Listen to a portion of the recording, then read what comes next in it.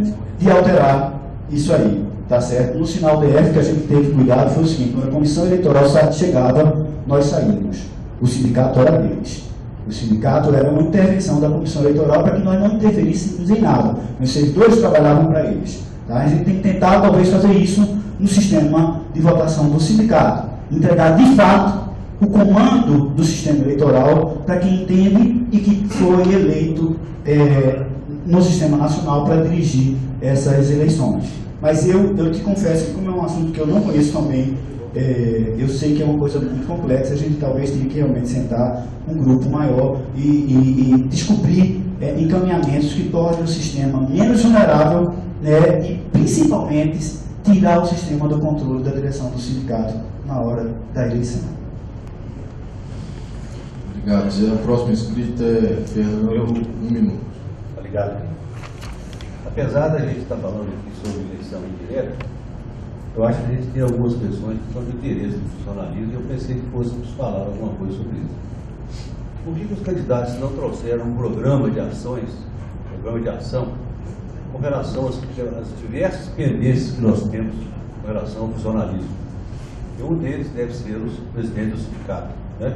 Seria interessante que os funcionários soubessem quais são o pensamento, quais são as ações concretas que eles vão adotar com relação a passivo do Banco Central, a passivo das centros, as ações do grupo de litigiosidade, que só está tratando de uma ação, 28%.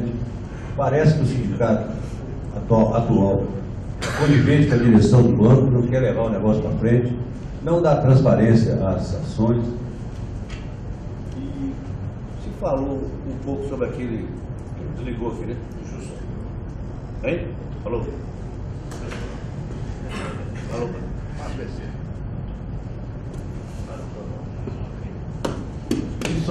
Só mais uma pergunta. Por que a gente falou um pouco sobre aquele cartaz de Banco Central a serviço do cidadão? Ele é muito amplo, ele é muito bonito para a sociedade, nós prestamos um serviço muito grande. Mas agora nós temos uma questão muito grave do sindicato. Eu acho que o nosso painel ali deveria ser o sindicato a serviço do funcionalismo, que é o objetivo maior do sindicato, a meu ver.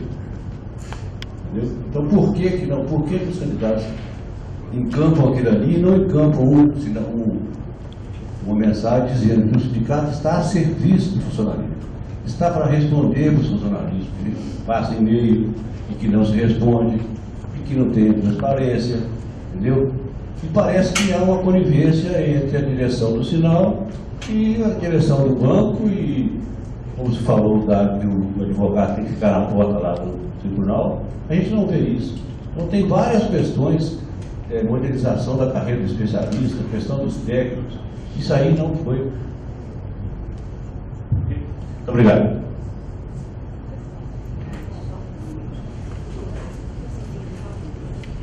Fernando, deixa eu dizer, primeiro começar em relação às questões jurídicas. Eu acho que esse é um ponto fundamental. Inclusive eu tive a oportunidade de conversar com o Dário e levar a ele essa questão. Conversando com os procuradores do Banco em Brasília, um que inclusive defendeu os filiados do Sinal lá, né, quando houve a demissão na época de uma greve, o José Maria dos Anjos, que é um cara muito interessante. Ele disse: olha, eu como advogado do banco, foi isso que eu disse ao Dário, que foi o problema, eu como advogado do banco estou atrás de todas as minhas ações, vou presencialmente no juiz saber o que está acontecendo, vou presencialmente no cartório ver porque o processo está parado.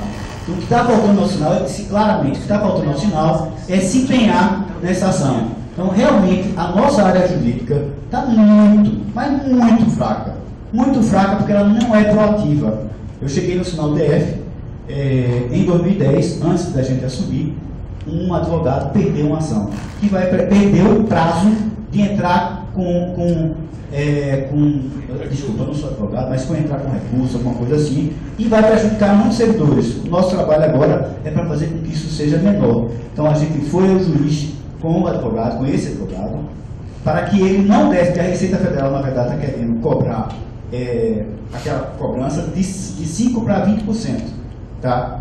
O cara perdeu, ela quer cobrar 20% da ação dos servidores. Então a gente está tentando forçar que fique em 5%. A gente foi presencialmente, então o sindicato tem que estar mais presente.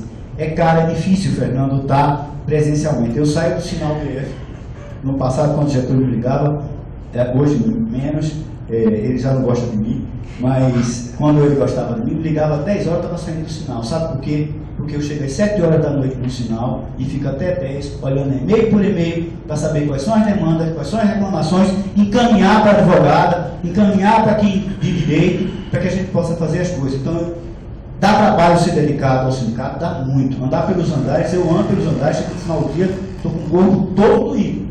Mas eu sei que tem que fazer. A gente só faz o sindicato ativo e atuante se a gente estiver presente o tempo todo. O que a gente fez no sinal DF, que eu acho que a gente deve fazer no sinal nacional, a gente contratou mais um advogado e a gente passou a ficar fiscalizando. Ontem eu tive uma briga com o advogado da ação da URV, porque não encaminhou o resultado da Assembleia. Ele disse, não está na hora, não sei o quê. Foi uma briga estúpida, fui estúpido.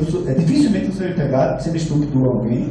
Fui estúpido e perguntei se ele queria continuar na ação ou não, porque isso não podia acontecer. Uma coisa é advogar para uma pessoa, outra coisa é advogar para um monte de pessoas que estão atentas, que estão cobrando, que estão olhando o movimento da ação. Então ele não pode, a ação dele como advogado tem que ser distinta. Tá? Tem que estar presente. Então a gente tem que estar em cima dos advogados, tem que cobrar deles, tem que investir mais na área jurídica, mas não uma área jurídica passiva, e sim uma área jurídica mais pesada. No caso do GP de litigiosidade, eu acho que a gente deu avanços concretos, tá? Acho que foi ruim, eu acho que a falta de informação, nós brigamos com o Conselho Nacional desde o ano passado para chamar o Marcos Rezende para poder falar. E o Conselho Nacional e o presidente do ciclo resistiu o tempo todo para não trazer o advogado que disse que ia criar problema, tal, não sei o quê. A minha posição em relação a isso, eu aprendi com Minas Gerais, é que transparência nunca é demais. Transparência é o único caminho para que a gente apazigue. Se as pessoas sabem, Fernando, o que está acontecendo com a ação, não é dizer mentira para você, não, no próximo ano você vai receber. Não é dizer mentira, eu prometer que não é possível.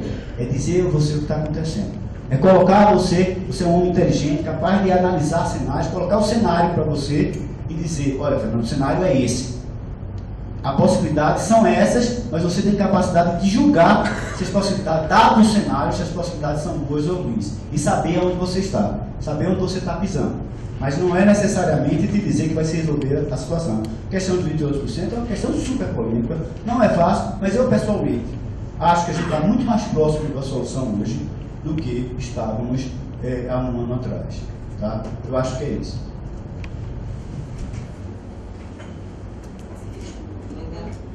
Bom, você tem toda a razão. Tá? O sindicato, a razão principal do sindicato em primeira é pelo funcionalismo, é pela categoria. Tá? Quanto à parte jurídica, né, eu já tinha comentado, a gente tem que ser mais proativo na área jurídica. O Zé Ricardo tendo que ir na mesma linha, nós temos que trabalhar mais proativamente. Realmente o GT da litigiosidade tem um problema de comunicação violento. E eu, sinceramente, não sei porquê. Sempre me arrumo desculpas de que porque tem o banco não quer, enquanto não tiver finalizado, não quer que passe direito com as suas informações com o que está sendo rolado, etc. e tal, até que seja fechado. O problema é que quem informa mal, tá, ou não informa, abre brecha para a central de boatos, né? E aí vira um caos generalizado. Então, o sindicato tem que se comunicar melhor mesmo, ele tem que ser mais transparente no que ele está fazendo. Tem que ser pontuar no que está fazendo. Pode ser que você não necessite comunicar os detalhes, porque os detalhes ainda estão em negociação, mas você tem que dar a linha geral. Na linha geral, o funcionalismo tem que saber. Quanto ao passivo, que você falou, principalmente passivo das centros, né? Tem coisas que estão lá no jurídico há anos, no caso dos 2/3 lá, 1/3, não 1/3 das centros, tá? Isso está no jurídico, com uma juíza já praticamente há 10 anos, ela está sentada em cima desse processo, nós já fizemos todos os remédios jurídicos que existem para tentar provocar com que ela ande e ela decidiu sentar naquele negócio e pronto. Tá? Infelizmente, o ordenamento, o direito processual nosso, o nosso ordenamento jurídico, não prevê penalidades para juiz que não avança no caso. Tá? Mas a gente tem que atuar mais proativamente, está lá mais diretamente mais atento e ir lá perturbando para tentar o processo andar. Né? Essa função nós temos que fazer, essa função da proatividade, ela tem que ser feita. Tá? Não importa se é com essa ação que está lá há 10 anos ou qualquer outra ação. Por quê? Porque nós temos hoje o jurídico arcaico. Falta juiz, falta gente, tá? E processos estão começando a combinar de monte. Então fica na fila mesmo, fica um atraso violento. E juiz, a gente sabe de muitos resultados de juiz aí, que o juiz cola, né? Simplesmente cola parecer de outro, e às vezes cola parecer de ação que não tem nada a ver com a cara que ele está julgando, tal descalabro que está hoje na área jurídica. Então realmente isso é fundamental. Nosso diretor jurídico tem que ser mais ativo. O problema nosso também vem disso, né? O diretor jurídico tem que ficar cobrando o advogado, porque tem o problema das liberações. Nós só temos 2 liberações para o sindicato, e a gente fica meio, o nosso presidente, né? Vai ficar preso, sempre vai ficar preso. O que a gente precisa aí é trabalhar melhor junto com os outros sindicatos para a gente regulamentar o OIT, resolver esse problema das liberações. Tem mais gente para trabalhar na direção do sindicato, porque a gente vai deixar passando bola por causa disso. E isso que você teve, viu, Zé? Isso que você teve no sindicato aí, passou contigo no sindicato IDF, nós passamos lá em São Paulo em 2005, tá? Ocorreu mesmo conosco, nós reformulamos toda a área jurídica a partir daquele momento. Tá? E hoje acho que o jurídico lá está funcionando muito bem. Nas ações que são regionais, né? Uma das ações nacionais, o que a gente tem é adotar, temos que adotar esse mesmo princípio que a gente fez nas regionais. Mas assim, temos que ir atrás, isso não tem dúvida nenhuma. E outras coisas do funcionalismo, que não é só as questões jurídicas, né? É a forma como o Banco Central vai tratando o seu funcionalismo hoje, está cerceando. São Paulo colocaram catraca, o aposentado não consegue mais entrar no prédio sem passar no guichê, porque ele não tem crachá. Então tem uma série de desrespeitos assim que o Banco Central com o servidor, que é uma coisa de louco. Recentemente, agora no Banco Central de São Paulo, tocou o alarme de incêndio 2 vezes erroneamente. Uma deu um curto, errou, outra alguém ligou as cornetas lá sem por acaso, e o que é pior, aí fica todo mundo batendo cabeça, mas é alarme, não desce ninguém. Tá? Pô, o princípio é básico, né? Tocou alarme e desce, não importa se é alarme falso, não importa. Né? Não, isso vai criando problema, né? A gente cria problema na própria área de segurança, não sabe o que fazer. Então todo esse trato, né? A gente tem. E uma das coisas que a gente podia tentar fazer, né? Que foi retirado, né? Foi o RJU. Como nós éramos seletistas, nós tínhamos a CIPA, né? Toda a regional tinha a CIPA. Ainda perdurou algum tempo depois que o RJ1 hoje acabou, né? Acabou. Mas quer dizer que a gente não possa pensar num conselho, uma forma de uma comissão participante de funcionários e empregadores, para resolver problemas, às vezes, do prédio. Mas temos que ficar mais atentos às questões do servidor.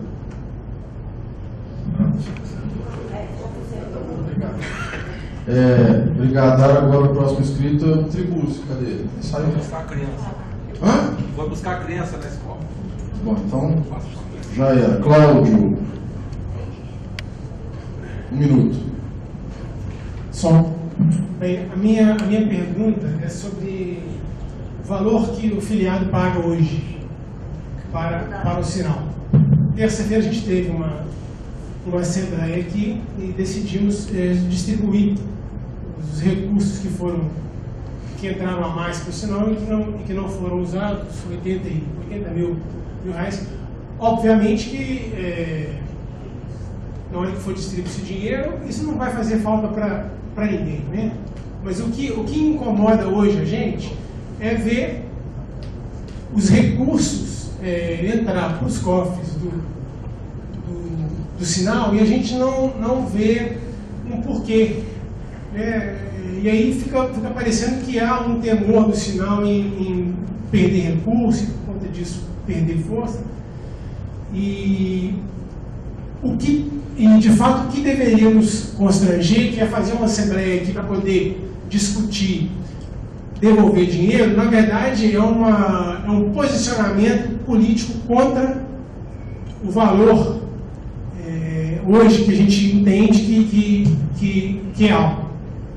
Eu queria saber de vocês qual que é a visão que vocês têm sobre isso. Só para poder trazer um exemplo, minha mulher é professora, o Sindicato dos Professores aqui de BH, ele cobra um percentual do salário, mas ele tem um piso e um teto.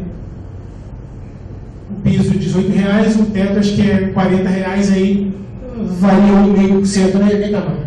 Varia um 0,5% nessa faixa, entre 18 e 40. Mas eu queria saber a posição dos senhores sobre esse tema. Obrigado. Esse é um problema que nós precisamos estudar e avançar, porque é o seguinte: o Conselho Nacional, ou melhor dizendo, a Nacional, ela falta dinheiro. A Nacional necessita de mais recursos. Muitas coisas a gente deixa de fazer porque o orçamento não cobre.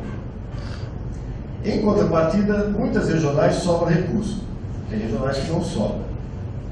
Um dos pontos que eu acho é o seguinte: sobrou recurso é porque o sindicato está deixando de fazer alguma coisa, porque coisa para fazer tem. Tá? Esse é um ponto. Outro ponto, a gente precisa fazer uma pesquisa das outras carreiras típicas de Estado, dos outros sindicatos, como é que é feita a arrecadação. Porque pelo que eu tenho informação, mas eu preciso aprofundar isso, nós somos sindicatos dentro das carreiras típicas que menos cobramos. Todas elas cobram ao redor de 1% dos proventos, a gente cobra 0,69%. Nós precisamos rediscutir, sim, a questão da divisão. Tá? A divisão dos recursos entre regionais e nacional. Porque para a nacional falta recurso, algumas regionais têm problema de recursos e outras regionais são supravitárias. Mas a gente sabe o que? As regionais que não têm, que sobram recursos, geralmente elas não têm o departamento jurídico, elas usam o jurídico nacional.